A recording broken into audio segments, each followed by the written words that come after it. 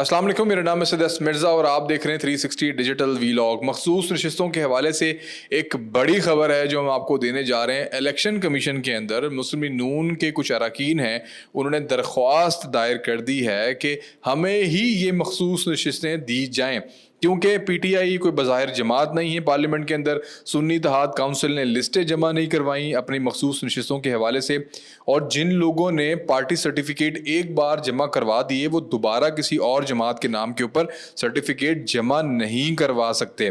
یہ ایک اصولی معاملہ ہے جو آئینی الیکشن کمیشن کے اندر ایک آئینی معاملہ ہے جو مسلم لیگ نون کے اراکین نے درخواست دائر کی ہے۔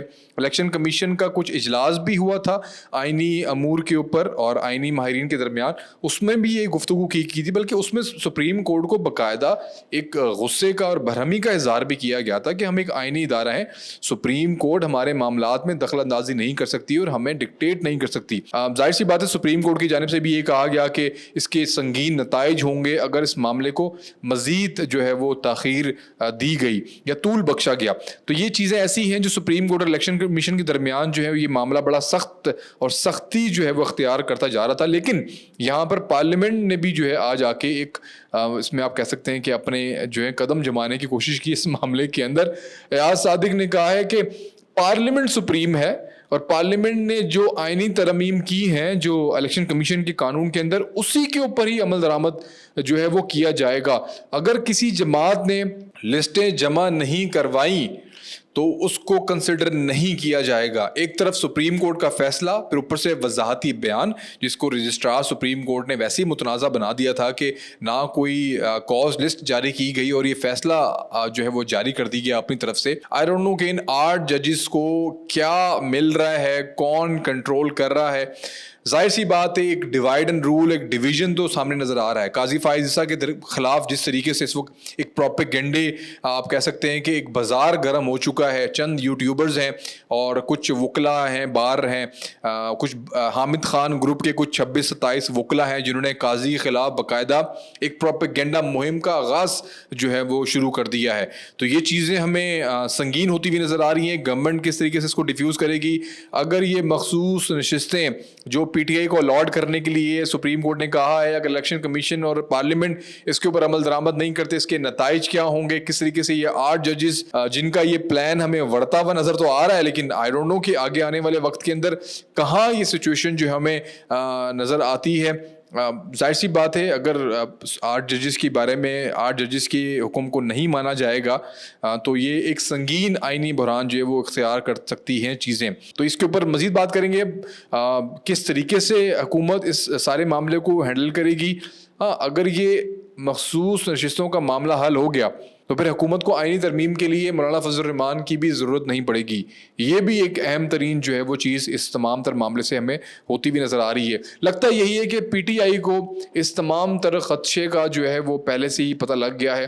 انہوں نے جو ملٹری کورٹس ہیں اس کے میں جو ٹرائل ہونے جا رہا ہے، ایک مبینہ ٹرائل آپ کہہ سکتے ہیں عمران خان کا، پی ٹی آئی کو لگتا ہے کہ اس تمام تر معاملے کی جو ہے وہ بھنک پڑ گئی ہے، تبھی اس نے آئینی ترمیم میں ووٹ دینے کے لیے رضامندی ظاہر کر دی ہے۔ یہ ایک بریکنگ نیوز بھی آپ کو میں دے رہا ہوں، لیکن شرط یہ رکھی ہے کہ عمران خان کا ملٹری کورٹ میں ٹرائل نہیں ہوگا۔ اچھا، ملٹری کورٹ کے حوالے سے بھی کچھ عسکری ذرائع ہیں، انہوں نے بھی کچھ ان کی طرف سے بھی کچھ خبریں آ رہی ہیں کہ فیض حمید کا جو کورٹ مارشل ہے وہ جاری ہے۔ اس حوالے سے انہوں نے بات کی ہے کہ فیض حمید جو ہے وہ ایک سیاسی جماعت کو اوپر لانا چاہ رہے تھے۔ اس کی مثال انہوں نے دی کہ کس طریقے سے ہٹلر نے بھی یہ کام کرنے کی کوشش کی، باقی اور بھی ممالک ہیں جن کے اندر یہ کام کیا گیا لیکن وہ ناکام ہوا۔ مطلب فوج کو سیاست میں لانے کی کوشش کی جا رہی تھی جس کو پاکستان میں روک دیا گیا ہے، اور جس کی ایک بہت بڑی مثال آج کل آپ دیکھ سکتے ہیں کہ ایک جماعت ہے اس کو 5 بندے جمع کرنے کے لیے کتنی مشکلات پیش آ رہی ہیں۔ ایک دور تھا جہاں پہ 50 لوگ بھی مینیج ہو جایا کرتے تھے، بٹ آج کل یہ وہ چیزیں ہمیں ہوتی ہوئی نظر نہیں آ رہی۔ اس کا سب سے بڑا شاید ثبوت یہی ہے کہ پاکستان میں اس وقت جو ہے فوج اپنا سیاسی کردار جو ہے وہ اس نے بالکل ختم کر دیا ہے۔ جو فیض حمید کے دور کے اندر ہمیں بہت زیادہ پاکستان کے اندر انفلوئنس ہمیں نظر آ رہا تھا۔ اب عمران خان اور عمران خان کے سپورٹر اس بات کو ماننے کے لیے تیار نہیں ہے۔ فوج کی گود میں بیٹھ کے آنے والا شخص آج بھی اسی اصول پر قائم ہے کہ فوج کو دوبارہ سے سیاست میں لے کر آئیں تاکہ میں دوبارہ سے فوج مجھے ہی پرائم منسٹر بنائے۔ یہ دوغلاپن اتار کے تو ہم پھینک دیں گے انشاءاللہ تعالیٰ, اور یہ دوغلاپن ہم بڑی خوبی سے جو ہے وہ اتار رہے ہیں عمران خان کا.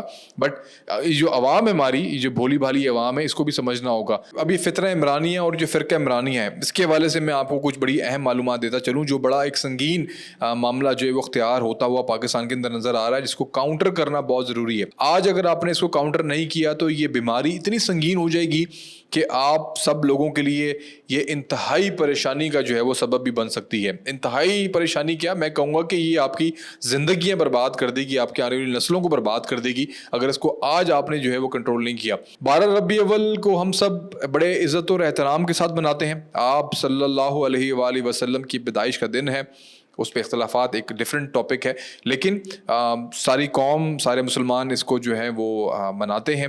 اس دوران آپ نے کبھی کسی بزرگ کا نام لیتے ہوئے بھی نہیں سنا ہوگا. اب شیخ عبد القادر جیلانی رحمۃ اللہ علیہ ایک بہت مانے ہوئے جو ہیں وہ عالم دین اور بزرگ سمجھے جاتے ہیں مسلمانوں کے اندر.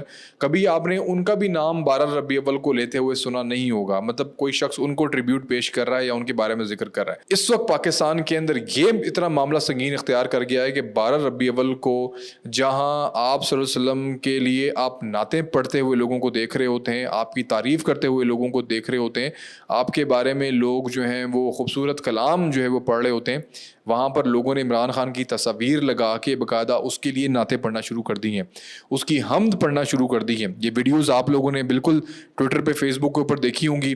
یہ انتہائی خطرناک معاملہ جو اختیار کرتا جا رہا ہے. یہ عورتیں, ظاہر سی بات ہے ان کے بچے بھی ہوں گے, ان کی اولادیں بھی ہوں گی, یہ کیا اپنے اولادوں کو تربیت دے رہی ہیں. اس کو روکنا ہوگا.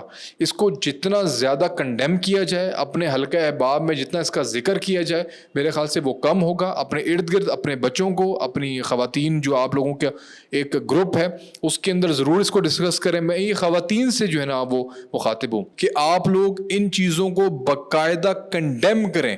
اس کو نفرت کی نگاہ سے, ان تمام تر جو یہ ایکٹ کیا گیا ہے, نعتیں جہاں پڑھی جاتی تھیں, جہاں آپ صلی اللہ علیہ وسلم کی تعریف بیان کی جاتی تھی, وہاں پہ ایک ایسے شخص کی تعریفی کلام پڑھے گئے ہیں جو شخص سرٹیفائڈ تو زانی ہے, سرٹیفائڈ کرپٹ ہے, سرٹیفائڈ چور ہے, سرٹیفائڈ ایک بدترین بد تہذیب شخص ہے, جس نے پاکستان کے اندر آپ کہہ سکتے ہیں کہ گمراہی کا دروازہ کھولا ہے, آپ کہہ سکتے ہیں کہ شرک کا دروازہ کھولا ہے, آپ کہہ سکتے ہیں کہ اس شخص نے ہماری نسلوں کو برباد کیا ہے, نسلوں کو بد تہذیب بنایا ہے. تو میرے خیال سے ایسے شخص کو آپ سب لوگوں نے کنڈیم کرنا ہے. میری ذات کو چھوڑیں, آپ کسی پولیٹیکل جماعت کو چھوڑیں, آپ کا تعلق چاہے پی ٹی آئی سے ہے, آپ پی ٹی آئی کو ووٹ دیتے ہیں, دیتے رہے پی ٹی آئی کو ووٹ, مجھے اس سے کوئی غرض نہیں ہے.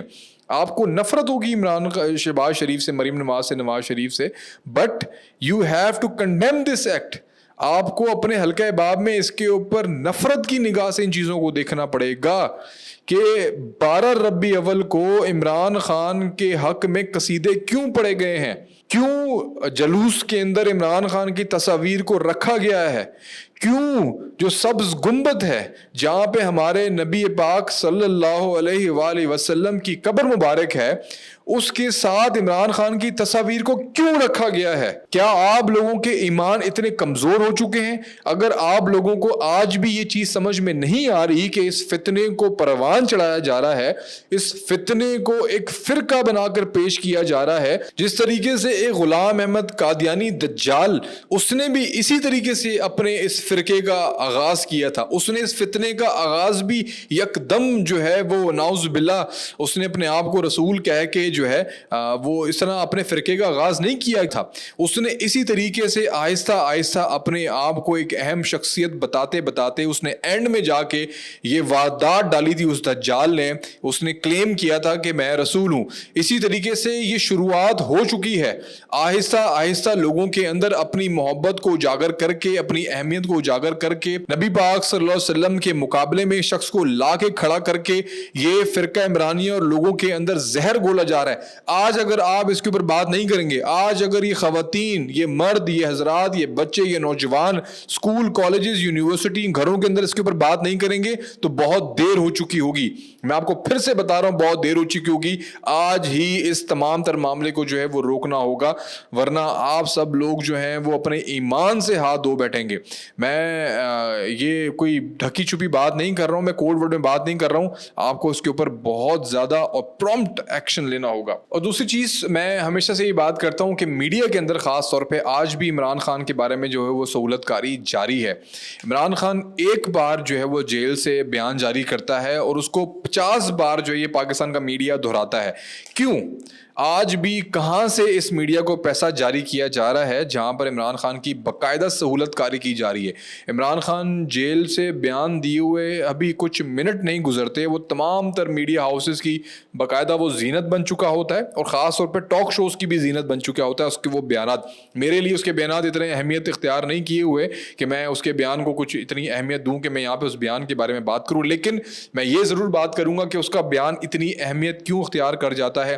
کون سے میڈیا ہاؤسز جن کو آج بھی کسی کی طرف سے کوئی بے پناہ پیسہ جو ہے وہ دیا جا رہا ہے. آج بھی آپ سمجھ سکتے ہیں کہ میڈیا ہاؤسز کو پیسہ کس اینٹی کی جانب سے جاری کیا جاتا تھا. آج بھی وہ شخص پاکستان کے اندر آ نہیں سکتا.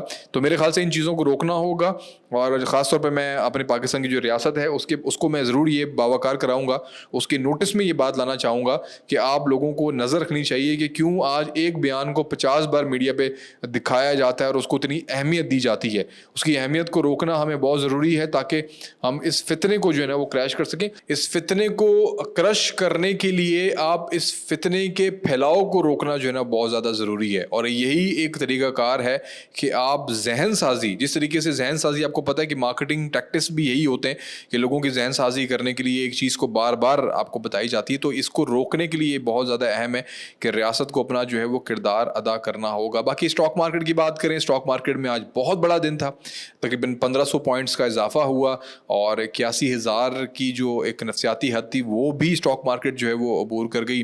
اینڈ دین جو ناظم الامور ہیں افغانستان کے پاکستان میں, انہوں نے ایک بیان جاری کیا ہے. انہوں نے کہا کہ ہم نے قومی ترانے کی توہین نہیں کی. انہوں نے کہا کہ قومی ترانے میں جو موسیقی تھی اس کی وجہ سے ہمارے جو کاؤنسل ممبرز تھے وہ کھڑے نہیں ہوئے. انہوں نے چلیں ان کا ایک وضاحتی بیان آ گیا کہ انہوں نے کہا کہ ہم پاکستان اور پاکستان کی قومی ترانے کی توہین نہیں کرتے.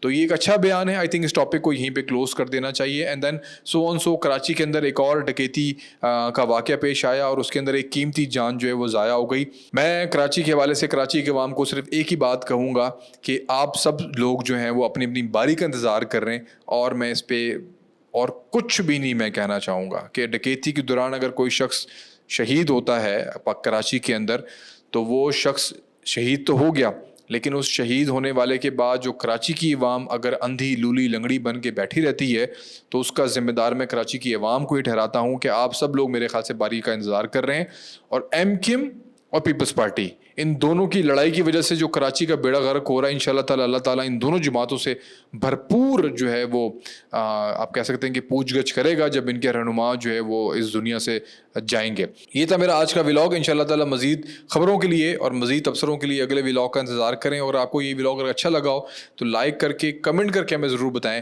کہ آپ کو یہ ولاگ ہمارا کیسا لگا. اس چینل کو سبسکرائب کرنا مت بھولیں. اگر آپ سبسکرائب کریں گے اور بیل آئیکن کو بھی دبا دیں گے تو ہمارے ہر آنے والی ویڈیو آپ تک فوراً پہنچ جائے گی. میں تو آپ کا ہوسٹ اسد مرزا. اللہ حافظ.